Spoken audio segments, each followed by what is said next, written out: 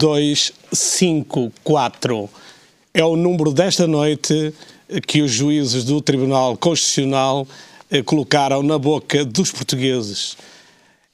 Relativamente ao Orçamento Geral do Estado, uma lei aprovada pelo Parlamento é o pontapé de saída para este estado crítico. Abril começou com Notícias 1000 e este estado crítico promete ser um estado bem recheado. A começar, Afonso Oliveira, deputado da Assembleia da República, uma lei do Parlamento, viu 4 alíneas chumbadas. Seu comentário. Boa noite a todos, é um prazer estar cá mais uma vez no Estado Crítico. Deixe-me dizer-lhe que nós acabamos de ouvir a decisão do Tribunal Constitucional. É evidente para mim que não posso fazer um comentário com muita profundidade pela simples razão de não ter sequer conseguido no tempo necessário e sequer ler o que foram as decisões e qual foi o acórdão e o suporte das decisões. E são mais de 200 páginas também. Pronto, mas o que me foi possível ouvir, que no fundo foi a comunicação feita pelo Tribunal Constitucional, há aqui uma decisão que obrigará o Governo, digamos, a repensar estas normas e tentarmos encontrar aqui uma solução. O que estamos a falar, também não consigo, como é evidente, há vários números a circular, portanto, hoje, quando saí de casa há um bocadinho, foi possível verificar que havia vários números em cima da mesa, vários cálculos. Tanto quanto me foi dado perceber, não quero errar, mas estamos a falar de 1,2 mil milhões de euros que representará, em termos brutos, a decisão do Tribunal Constitucional, que poderá representar entre 800 e 900 milhões de euros, por aí, em termos líquidos, porque se houver uma reposição dos subsídios, haverá lugar ao pagamento de impostos e, portanto, uma parte ficará no Estado. Podemos estar a falar em 0,5%, 0,6%, 0,7% do PIB. É um valor, é um significado. Mas repare, há um dado que eu quero dizer em relação a isto, antes de falarmos muito sobre os números, há aqui uma decisão. No fundo, a democracia funcionou, portanto, há um orçamento que é apresentado, há uma série de deputados que consideraram que deviam ser apresentadas, ou pelo menos ser sujeita à apreciação do Tribunal Constitucional, algumas normas do Orçamento de Estado. Se reparar também, uma série de normas que foram sujeitas à apreciação não foram consideradas inconstitucionais. É importante também dizer-se isto. Falava-se no limite, em 5 mil milhões, ou próximo disso, o valor, se todas as normas fossem constitucionais. Isso não aconteceu e, portanto, como vê, também não há, sobre essa matéria, eu acho que não pode haver aqui vitórias nesta matéria, quer dizer, ou seja, vitórias de um lado nem do outro, porque há uma série de normas que não foram consideradas inconstitucionais e muita gente defendia que seriam. E devo dizer também que esta norma aqui, particularmente, como já ouviu há um bocadinho algumas pessoas a dizerem, houve alguma surpresa de alguns constitucionalistas em considerar estas normas inconstitucionais. Eu ouvi isso, não estou sequer eu a fazer nenhuma apreciação nessa matéria. O que estou a dizer é que eu ouvi alguma apreciação de alguma surpresa. Porquê? Porque o ano passado, como sabe, tinha havido já uma decisão do Tribunal Constitucional, tinha havido, digamos, uma decisão da parte do Governo e da Assembleia da República de, não diria penalizar, mas diria que houve uma separação, ou pelo menos um esforço maior da parte da função pública, digamos assim. E este ano, no Orçamento de Estado para 2013, esse esforço é menor em relação ao setor privado. Portanto, houve, digamos, a preocupação do Governo em tentar aproximar as medidas do setor privado do público também. A verdade é que, mesmo assim, é feito aqui um esforço adicional por parte do setor público e é essa a questão que está aqui em causa. O Tribunal Constitucional considerou aqui que não estava considerada totalmente a equidade. Foi isso que eu ouvi da parte do Afonso Oliveira, entretanto, uma coisa que eu notei na reação dos partidos políticos à decisão do Tribunal Constitucional, para surpresa minha, e dado que falou em vitórias e em derrotas... Não há vitórias nem derrotas. É que eu vi desilusão porque pretenderiam que a decisão levasse à queda do Governo. Quer dizer, neste momento parece-me que o que o país padece é da queda do Governo, não precisa de um orçamento de Estado. Precisa é da queda do Governo. Eu acho que tem essa opinião? Ainda bem que coloca. Claro que não, evidentemente que não, nem isso poderá acontecer, nem há motivo para acontecer, não é? Como eu dizia há um bocadinho, com toda a sinceridade e serenidade, eu estou só com algum cuidado, com as palavras, como estou sempre, não é uma questão de estar com cuidado adicional nem menor. É que, sinceramente, o facto de nós estamos a falar em cima do acontecimento, sem lermos os textos, sem vermos o que está aqui em causa, sem analisarmos cuidadosamente os números, torna-se um pouco difícil. Agora, é verdade que há aqui uma decisão e há uma decisão que obrigará o Governo a um esforço também maior nesta área. Ou seja, há aqui uma decisão que obriga a um esforço adicional. Mas há aqui um dado que também quero dizer que é o seguinte. Como sabem, recentemente o Governo, no âmbito da 7ª avaliação da Troika, alargou, ou pelo menos foi possível alargar um pouco mais o esforço em matéria de déficit orçamental, em cerca de 1%, para 5,5%. Estamos a falar em 1,6 mil milhões de euros. Essencialmente, é o valor que representa 1% do PIB. Eu não estou a dizer que com isto haja aqui uma folga orçamental para acomodar, digamos, este valor. Todo o esforço que haja para a receita do Estado nesta fase é fundamental, é importante. Mas a verdade é que tem havido, da parte do Governo, a preocupação também em que não haja um esforço tão grande, digamos, imediatamente, em termos de orçamento de Estado, quando nós alargamos um pouco mais o déficit, quando temos um déficit um bocadinho superior, o esforço terá que ser menor, ou porque a economia também não reage como nós gostaríamos que reagisse, enfim. O Ministro dizia que não havia plano B, mas esta é uma lei do Parlamento. O Ministro não tinha, mas os deputados da maioria têm um plano B. Eu penso que, não, esta fase, eu penso que é a fase de nós refletirmos, o Governo também, amanhã vai reunir, como sabes, já foi às 15 horas. E, portanto, vai estudar, evidentemente, aqui as decisões e vai analisar. Agora, é como eu lhe dizia inicialmente, sinceramente, a minha opinião pessoal, não ouvi ninguém sequer a falar sobre esta matéria, não ouvi quase comentários, só ouvi 2 comentários, não foi nenhum do PSD nem do CDS, portanto, não tem a ver com isso. O que eu acho é que, sinceramente, é a democracia que funciona. Terá que ser analisado o que está aqui em causa. O que lhe quero dizer é que o ano passado, na decisão do Tribunal Constitucional, o esforço do setor público foi maior ainda que este ano. Ou seja, este ano, sinceramente, acho que o Governo fez um esforço ainda maior neste Orçamento de Estado para que não houvesse essa diferença do esforço dos dois setores. Por uma razão simples, o argumento que havia na altura, não vou agora aqui, não queria, pelo menos eu não gostaria de introduzir novamente esse tema, mas penso que poderei pelo menos fazer uma referência a isso, que é, se reparar, o setor público, até ao momento, até hoje, não há desemprego nesse setor e, portanto, é um argumento que era apresentado na altura. E, portanto, o setor privado, todo o desemprego, os centros de emprego estão com pessoas que vêm do setor privado. Portanto, há aqui uma diferença entre os setores. Há aqui uma diferença entre os setores, claramente, não é? E foi essa a consideração que foi levada na altura do Orçamento de Estado. Agora, há aqui um facto, há aqui uma decisão do Tribunal Constitucional, não vale a pena repensarmos novamente o que foi pensado na altura para apresentar o Orçamento de Estado. O que vale a pena agora ao Governo, e vai ter que o fazer, e todos nós temos que fazer, é olhar para a decisão, tomar aqui algumas medidas, vamos ver em que termos, e como dizia inicialmente e acabava assim, é a democracia a funcionar. Para que possa respirar um bocadinho, nós vamos passar aqui à doutora Hilda Figueiredo. Não, esteja à vontade. A doutora Hilda Figueiredo, que certamente tem um ponto de vista literalmente diferente relativamente a este tema. 1, 2, 5, 4... Bom... Esse número não sei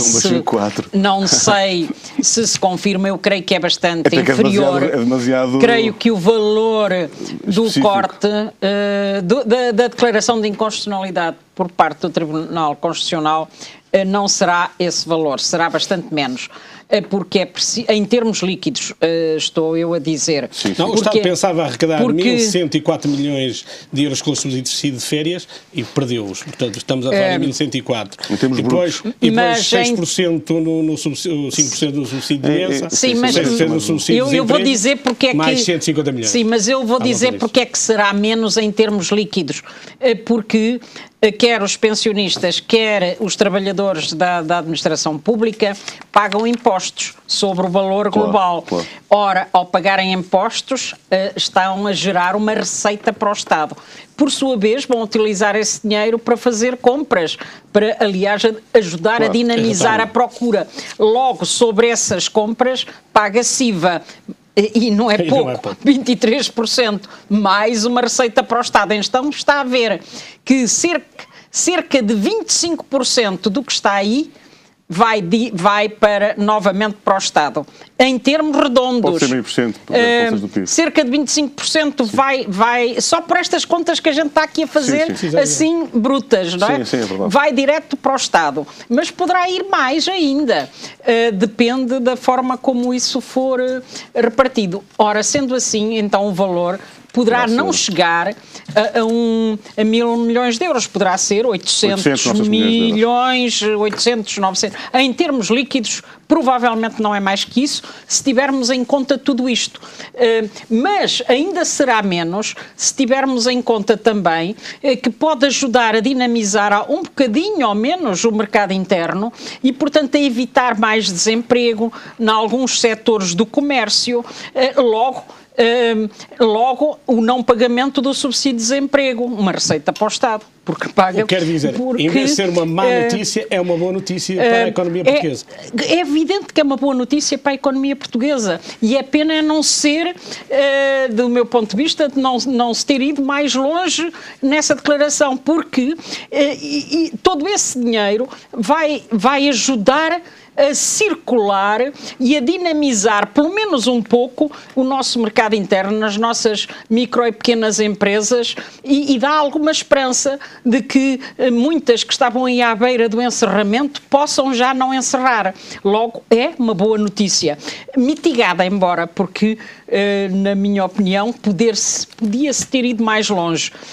E eu queria ainda referir um outro aspecto que o Afonso Oliveira referiu, para dizer que o que é lamentável é que o Governo, depois de já ter uma declaração de inconstitucionalidade o ano passado, mesmo que não tivesse tido efeitos práticos, porque o Tribunal o ano passado achou que não devia ter efeitos práticos nesse ano, mas era óbvio que deixava claro que isso seria assim para os anos seguintes, com a questão do subsídio de férias.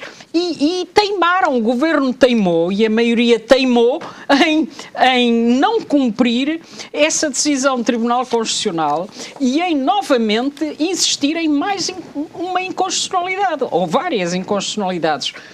E por isso, o que nós temos é o Tribunal Constitucional, 2 anos seguidos, a demonstrar que a política deste Governo está ferida de inconstitucionalidades. O que é algo muito complicado. O Presidente do Tribunal Constitucional, há bocadinho, dizia na televisão, quando um jornalista o interrogou, o que é que ia acontecer agora, e ele disse aquilo que é óbvio. A Constituição existe e deve ser respeitada. E o orçamento tem que se conformar à Constituição. Não é a Constituição ao orçamento. Mas, nunca ninguém pôs em causa. Este Governo e a maioria, sistematicamente, o ano passado e este ano, quiseram ir frontalmente contra a Constituição, está em causa, mesmo tendo em conta... Está em causa, e toda a gente, e quem nos está a ouvir sabe, de dificuldade sabe que o país que é assim. passa, atravessa, como sabe, medidas tem, extraordinárias, não difíceis. Tem nada a ver. Tanto é que a grande questão, já agora deixe-me acabar, que eu também não interrompi, desculpe lá, mas a grande questão que se coloca é a insistência por um lado, por uma questão de orientação ideológica, de castigar os mesmos de sempre, quem trabalha e os reformados, porque são, mas por outro lado, porque é a forma mais fácil de arranjar dinheiro. É esses que não podem fugir, porque aos outros, aos grandes ganhos, aos grandes lucros, às participações público-privadas, etc., este Governo aí não quer mexer, aí deixa andar, aí podem continuar a ter os seus grandes ganhos. E isto é inadmissível. Depois, por último, sublinhar que nestas 4 inconstitucionalidades há 2 que só foram suscitadas pelo PCP e por quem subscreveu também o nosso pedido de inconstitucionalidade. E isso é muito importante, porque são para setores particularmente sensíveis, que é a questão do subsídio de desemprego e do subsídio de doença, que ficaram sujeitos por este orçamento, até esses que são dos mais fragilizados da sociedade, estavam sujeitos a um pagamento de imposto pela primeira vez e elevado. E o Tribunal Constitucional aceitou o nosso pedido de inconstitucionalidade e declarou inconstitucional, e ainda bem, porque são dos setores mais fragilizados, em situações de facto inaceitáveis. Como também a questão da contratação dos docentes e investigadores. Um outro aspecto, e eu termino só para lhe referir, porque é que há pouco disse que isso não era verdade, quando disse que no desemprego só estavam do setor privado. Não é verdade. É preciso recordar que algumas dezenas de milhares de professores que não foram contratados estão no desemprego. Eu conheço vários vários, muitos aliás até, alguns com muitos anos de serviço e que foram pura e simplesmente para o desemprego e não sabem o que é que lhes vai acontecer. São trabalhadores da função pública que estão a dizer, são dezenas de milhares. São dezenas de milhares por esse país fora. Nesse campo, mas há outras áreas. Estamos todos sensíveis a essa questão. Eu estava a dizer, e quem nos está a ouvir sabe que é verdade, sensível a essa questão. Sabe que é verdade, quem está com contratos definitivos é no setor privado que vão para o desemprego. O que está a acontecer sempre aconteceu ao longo da vida no país. Sim, mas mesmo no público, noutros setores... No público falamos em pessoas que estão com uma relação de emprego não definitiva. Mas eu não estou a dizer que estamos todos preocupados com isso, não é? Alguns professores contratados estão nesta situação há 15 anos. Eu conheço um professor que está nesta situação há 15 anos e agora foi para o desemprego. É inadmissível. Mas eu nem neste caso foi este governo e os anteriores que mantiveram uma situação de fragilidade inadmissível. Albino Almeida veio aí num alfa muito rápido desde Lisboa, não sei se acompanhou estes últimos dados. Comentários. Bom, antes de mais cumprimentar a doutora Hilda Figueiredo, o Sr. Deputado, o Luís, e o meu caro amigo Ferreira Leite, e portanto dizer-vos esta coisa muito simples. Na sequência dos anteriores programas, eu queria focar-me, posso depois lá voltar, procuro ler, procuro informar-me, e li com atenção o livro do conselheiro Vítor Bento sobre a questão do euro. Gostava de trazer aqui à colação, e certamente represtinando aqui de um momento que tive com o Luís no programa passado, eu acredito que o país tem um déficit estrutural de 6% e cada vez que estas coisas vêm cá para fora, esse déficit aparece. Quero voltar a este aspecto porque considero que é aí que temos que concentrar o nosso olhar se nos quisermos manter no euro. O país tem um problema que tem uma riqueza que é 6% inferior à despesa que tem que fazer.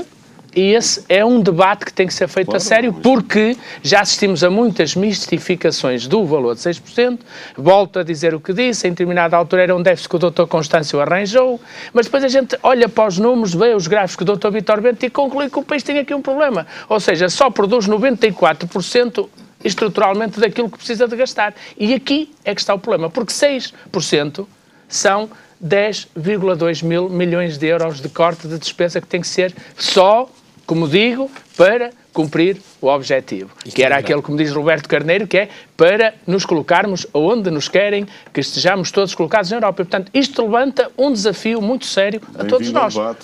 Este desafio é muito sério a todos nós. E, portanto, acho que hoje os portugueses perceberam que tem que haver outro caminho. Resta saber qual é a reflexão que o Governo vai fazer amanhã. Penso que o que aconteceu ontem com o Ministro da Presidência indicia que qualquer solução que o Governo venha a adotar amanhã já será seguramente com uma equipa renovada ou refrescada. É uma análise que aqui faço, que me parece o mais provável, considerando que eu com 52 anos e tendo vivido todo o tempo da democracia, me parece que estas coisas foram feitas com alguma inteligência, para não lhe chamar outra coisa. Sim, nos últimos dias tem exato, o Sr. Ministro Nucrato com quem... ciência matemática. Exatamente, o Sr. Ministro Nucrato com quem tive a oportunidade de me cruzar hoje, porque estive justamente no Prémio Escola, que vai premiar as melhores escolas, curiosamente uma de Gaia, fica aqui a notícia, a Teixeira Lopes, que aliás já foi pública, mas eu agora posso confirmar porque hoje seguiu a homologação para o Sr. Ministro, e portanto eu dizia-lhes isto. Ontem o Sr. Ministro explicou muito bem, mas a verdade é que, e percebeu-se, mas a verdade é que há 2 meses quem anda informado e quem está dentro do Governo sabia que o Ministro Relvas iria ver a sua licenciatura mandada para os tribunais e, portanto, naturalmente iria ficar numa posição desconfortável. E com isto eu não quero lembrar-me que já passou com um Ministro chamado António Vitorino uma situação em que depois ele foi considerado que afinal não tinha acontecido nada, mas ele soube tirar na devida altura a conclusão e demitiu-se. E, portanto, eu também espero com alguma ansiedade para perceber se não estaremos também aqui nós perante alguma coisa do género. Mas isto calhou bem porque o Sr. Primeiro-Ministro tem agora O maior óbvio que ele tinha a remodelação era, naturalmente, para quem, enfim, anda atento a estas coisas, era o ministro Miguel Relvas. Já era tão público e tão notório que até o comentador que depois inteiro consagrou dizia que aquilo era um fardo para o primeiro-ministro e, portanto, ou havia remodelação ou estava feito ao bife, estou a citar o comentador em causa, e, portanto, era óbvio que toda a gente percebe que estas coisas, quando se falam, também têm o objetivo de preparar a opinião pública. Portanto, ontem foi dado o passo final e hoje cá temos nós os ingredientes para amanhã o Governo pensar, e certamente o Sr. Primeiro-Ministro é um homem inteligente, com muitos anos de vida política e partidária, e não deixará de apresentar ao país o olhar que tem sobre a decisão do Tribunal Constitucional, já com uma equipa renovada, disso não tenho dúvidas nenhumas. Agora, deixe-me só, meu caro Ferreira Leite, dizer o seguinte.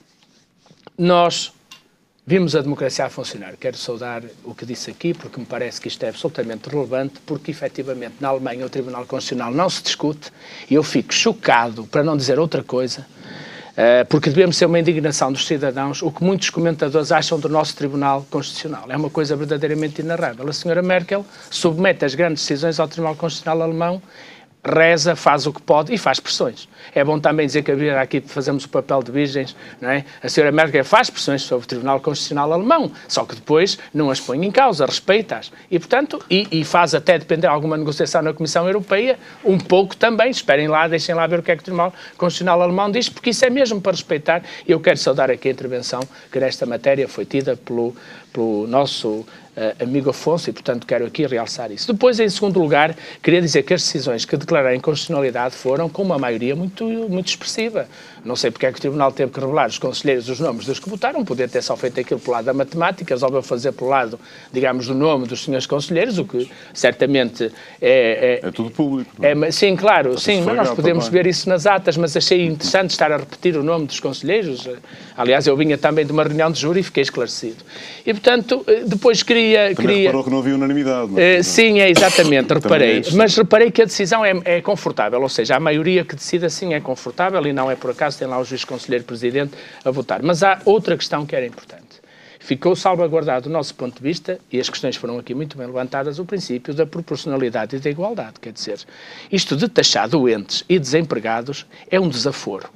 Isto tem que ser feito de outra maneira. Se o país não pode ter esta despesa com estas prestações, tem que as negociar de outra maneira e não é à surrelfa. E acho que aqui o Governo andou mal. Aliás, eu não estou a revelar nada que o país já não tenha percebido, a tensão existente entre alguns ministérios, entre os quais os da Saúde e da Educação com as Finanças, é pública e notória há muitos meses. Começou na célebre reunião das 22 horas do Conselho de Ministros e é patente e claro, como disse aqui a doutora Hilda Figueiredo, que, querendo o doutor Nuno Portas,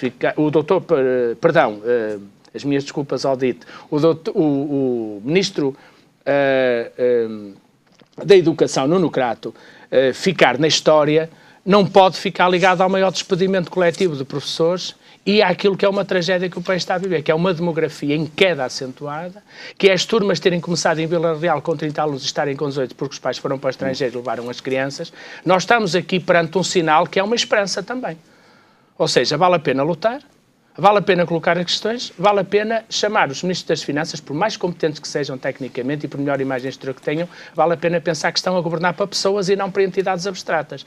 E, portanto, isto é também, como disse aqui muito bem, um sinal de esperança, desde logo para a economia, porque todos nós sabemos o tipo de utilidade que tem o subsídio de férias e, portanto, isso também tem alguma coisa a dizer à economia, dá aqui um sinal no momento de desesperança, é um sinal da democracia, quero aqui reafirmar de forma muito clara, a democracia no meu entendimento é económica, social e política, e as três dimensões da democracia ficaram hoje bem defendidas pelo acórdão do Tribunal Constitucional. E agora vamos ouvir aqui o Luís, que chegou mais tarde um bocadinho, porque esteve a pensar ainda como é que é possível o líder da oposição, António José Seguro, em reação a este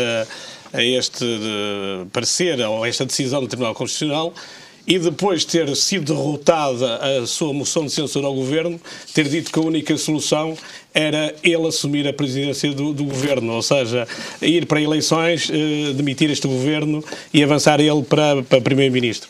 O senhor ainda está a digerir estas declarações de António José Seguro. Será que ele está pressionado por José Sócrates agora, que José Sócrates regressou e, portanto, tem medo que o tempo escasseie e o taxa não chega a tempo para ele? Em primeiro lugar, muito boa noite a todos. Em primeiro lugar, ao Ferreira Leite. Boa noite a todos os companheiros de debate, ao Lino Almeida, ao Dr. Hilda Figueiredo, ao Afonso Oliveira. E boa noite a todos lá em casa. As declarações do líder do Partido Socialista são tão light que não provocam indigestão a ninguém. São muito light, são de fácil digestão, porque são de um vazio de conteúdo que não provoca indigestão a ninguém.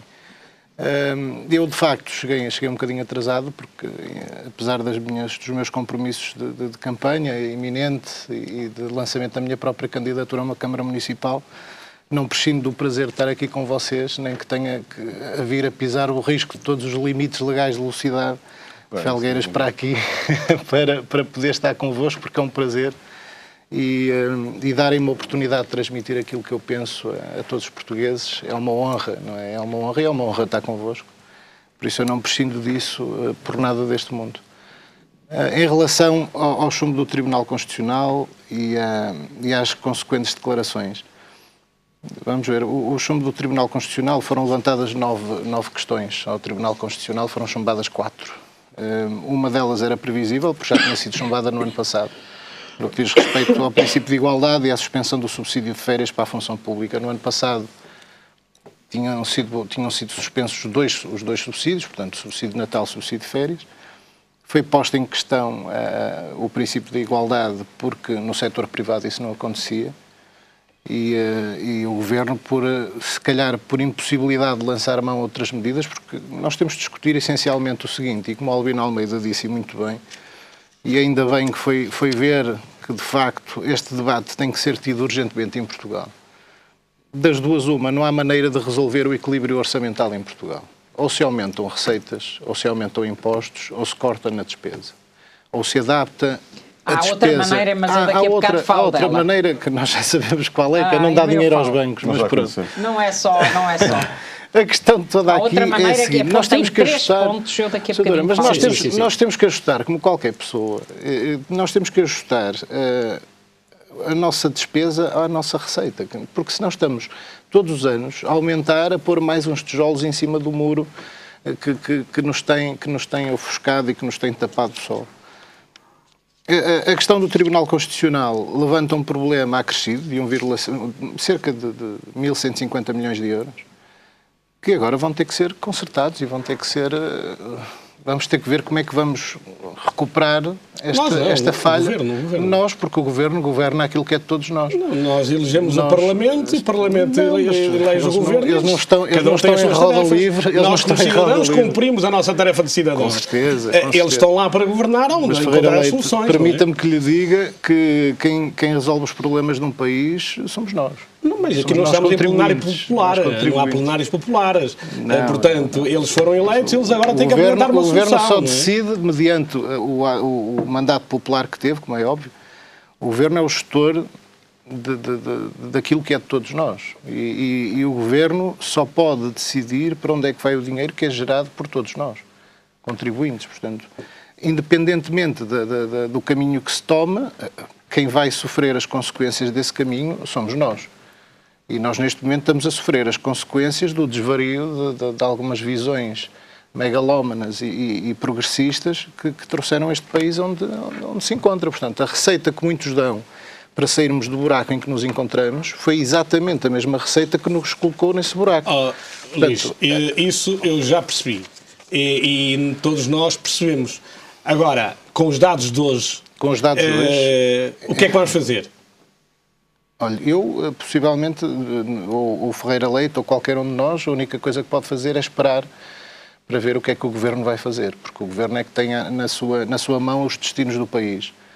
Com certeza, se fôssemos nós, individualmente, cada um de nós, com a sua própria maneira de pensar, resolveria à sua própria maneira. Sendo assim, temos que estar sujeitos ao Governo que foi escolhido pela maioria dos portugueses. Mas isto cria esperança aos portugueses, ou então vamos continuar pessimistas? A esperança reside em 2 ou 3 questões, e já se abordou aqui.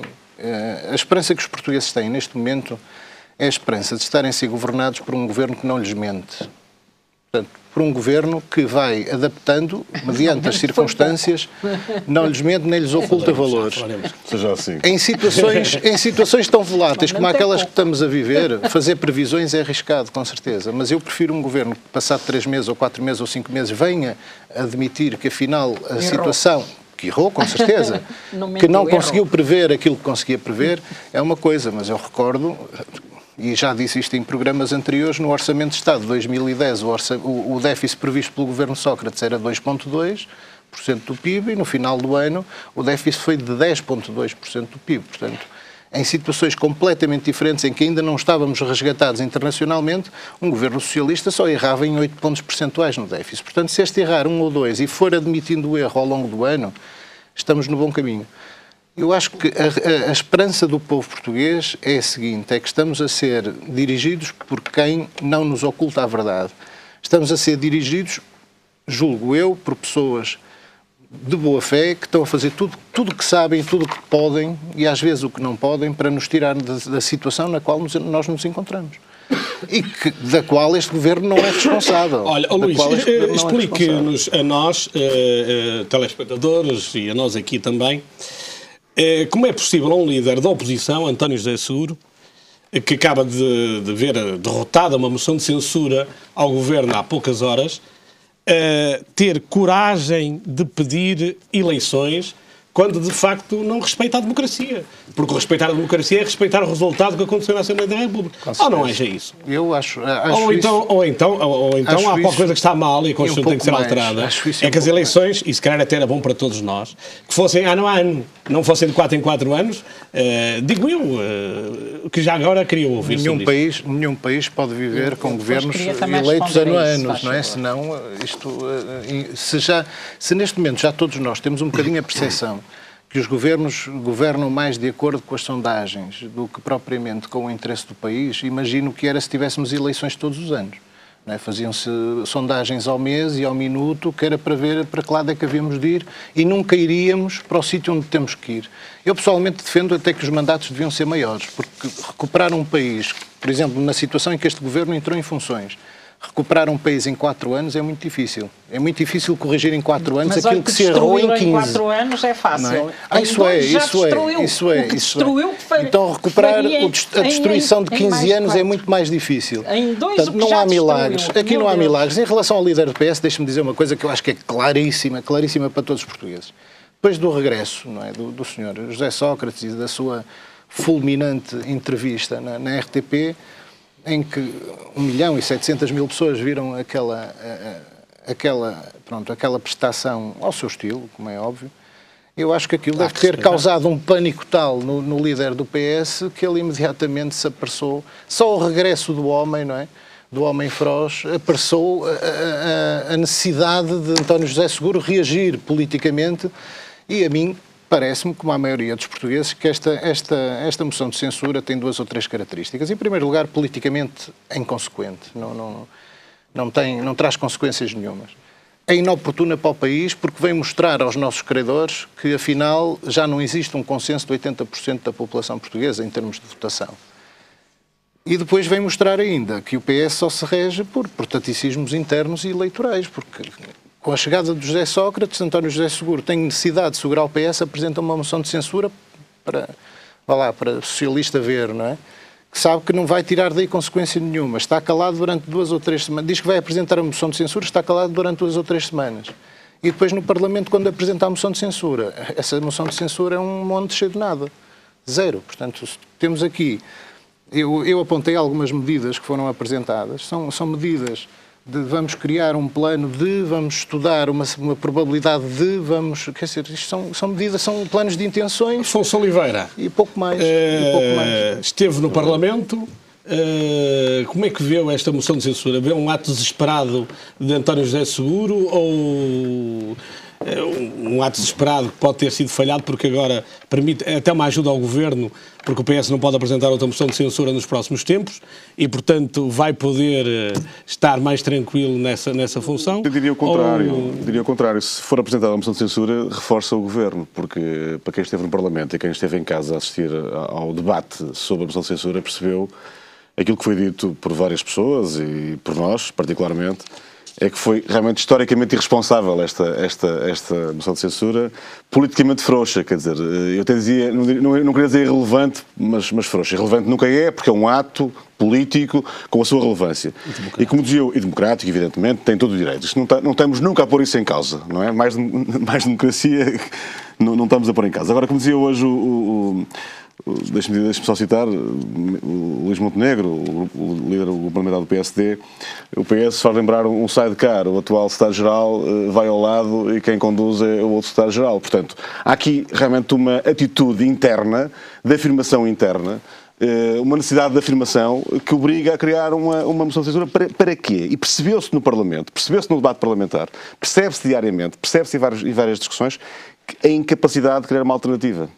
Não surgem, e isso é que eu acho que é um pouco triste para os portugueses. Sinceramente também, eu confesso-me triste também, que eu gostava de ver uma oposição mais forte, com mais alternativas, que tivessem soluções, que os portugueses percebessem que havia uma alternativa à esquerda.